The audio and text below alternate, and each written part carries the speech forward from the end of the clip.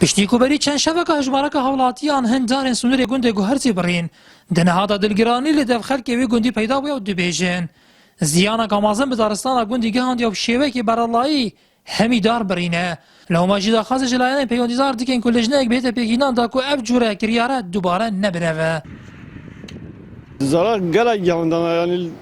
أفضل يعني بري لتتابع موزي لتتابع چل بازو حيوان جنگه ما خراب كده ما چنا هلو أفضل يعني جنگه که بو مهمیو بهولا که خدا حس کرد زنده بهولت چیاوی منظره گلا که جونا بگوی تو چیاوی تو همون نشیب چنوف وی جنگه بله خواب ده دخوازم اول از نبیتا پیکینان الهادو لایانه گندجی لایانه حکومتجی لایانه وانجی دبشن کنترل سروان کسا مروف بکن نه تنه مروف جحیل و اویدی ها بین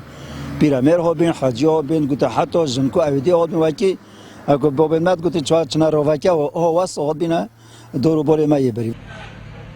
مپیوندی به بنگه پلیس دارستان آمدیه که درباره ناراضی بون خلک گنده گوهرزی لبرسوان مندان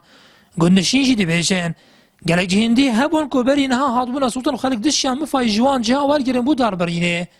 لی اول دارستان گندی هاتیه کرن زیانکا مازن بو همی جها بس گوهرزی بنداتر سقنا و نزار همیات یا سلطان خلک شد بخوب چی دارالوره ببرید یعنی جها اگه کس ماننش لینا کرد بس ابو چه بو یعنی تشتی که نه معقوله هر اف خلکه بهاری هر تتویری یعنی سفر بری چند شب هجمارک هولاتیان سنور ناحیه دیره لکو شیرازی که هجمارا ترومبیل وان پتر بونجی پینچی ترومبیلا دارن سنور گنده گوهرزی برین و دنهادا بویا جه دلگرانی خلک گنده نافبری لو ماجی وکوان دا دیارگرین نچهار بوین کوان همی ریکا بگیرین یین کو دچنا ناف وان دارستانا نهاج براماری ان آرتی سنور ناحیه دیره لوک